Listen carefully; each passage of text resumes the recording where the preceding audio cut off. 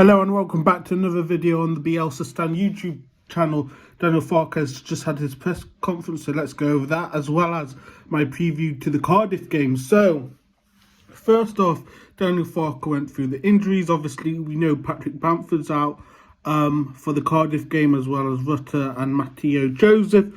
It looks like Bamford had a hamstring injury and he'll be out till the international break. Rutter looks slightly better. He'll miss the Cardiff game, and obviously Matteo Joseph rolled his ankle in training on Wednesday, so he won't be able to make an appearance this weekend on Sunday against Cardiff.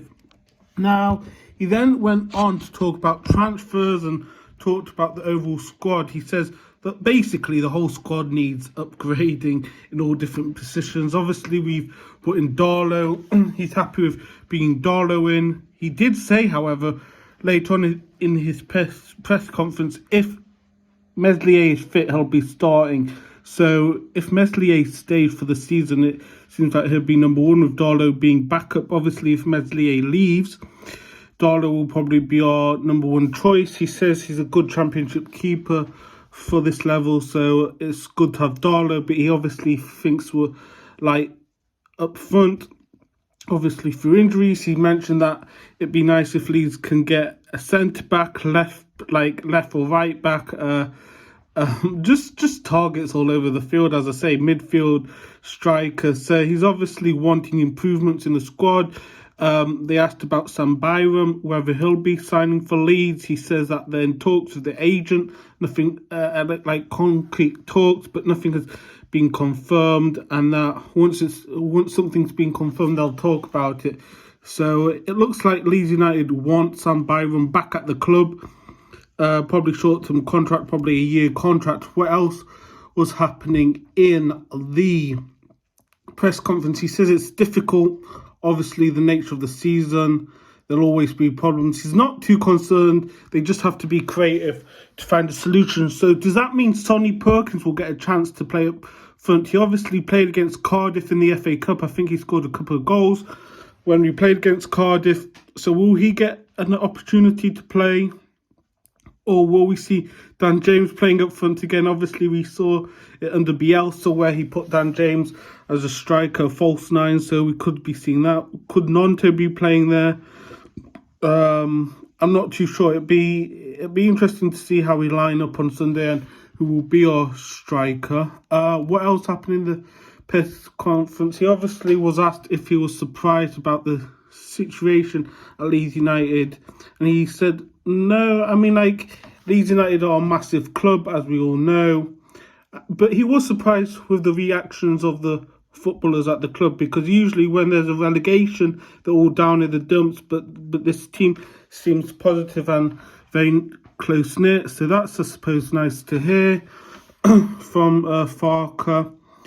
He then later says that it'd be tough for promotion. He's got good experience in getting promoted from this league, but that doesn't guarantee promotion, as we know. Update on Dallas, still injured. Doesn't know the time scale regarding that. More injuries, obviously. Tyler Adams is still out. Jack Harrison is still out. Same as Greenwood. We don't know about Firpo. I don't know if he mentioned much about Firpo in the press conference. Yeah, and that was really the press conference from Mr. Daniel Farke, our Leeds United manager. So, how do I feel about against Cardiff? Cardiff have made some good transfers. Obviously, Aaron Ramsey, ex-Juventus, ex-Arsenal player, played in France as well.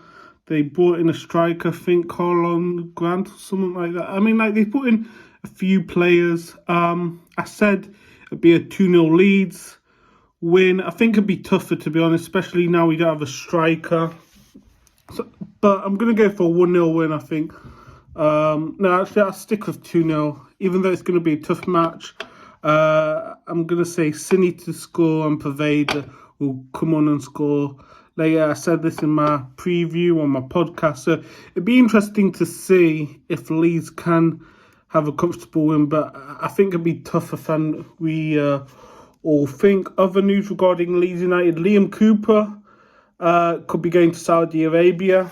Obviously, there's been reports in the last day or so that a Saudi team, Robbie Fowler's team in Saudi Arabia, are linked to Liam Cooper. Obviously, Joe Robles has made the move earlier this summer to his team. So, yeah, I mean, I'd be happy to see Liam Cooper go, to be honest. I don't think he's good enough. And you know what? Let him get the payday. We got Charlie Cresswell to replace him. But if Cooper does go, it does leave us a bit light in defence as well.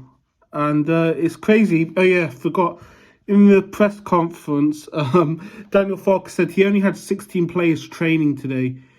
That can't even fill the first 11 on the bench for a championship squad. Like, it's mad how little players we have at the moment and how many injuries we've got. And this is still the start of the season, so we definitely need to bring in bodies in. It's crazy to think Angus Kinnear's still in the door with Leeds United. I don't know why he's still in the team. He obviously mentioned Daniel Farke in the press conference that this situation with contracts and transfer clauses regarding loans isn't ideal, and that's why he hopes it won't happen again. So it's a bit of a mess. Victor Orta and obviously Rajasani has left us in a bit of a mess. A bit concerning that the 49ers knew this and allowing it, but as Prague said in his interview with Matt Lewis that he was taking a backseat and taking notes, but it doesn't seem that he's really putting anything into action regarding bringing in players, because he says he wants to be aggressive in the market. We haven't really seen it. We've obviously seen 2 players coming in, Ethan and Darlow, but we still need a few more. Bamford needs to go. I know he's injured. He probably won't leave this summer due to his injury. But Bamford's not good enough, let's be honest. Cooper's not good enough. Ayling probably isn't good enough if you want to be in the top 2. And I think we're going to struggle this season at the moment. I think at this moment of time, we're going to struggle to get promoted, especially in the top 2. I think we'll be fortunate to get in the top 6, but we'll have to wait and see. Anyway, remember to like this video, subscribe, share it all around. Check us out on social media, and I'll catch you next time.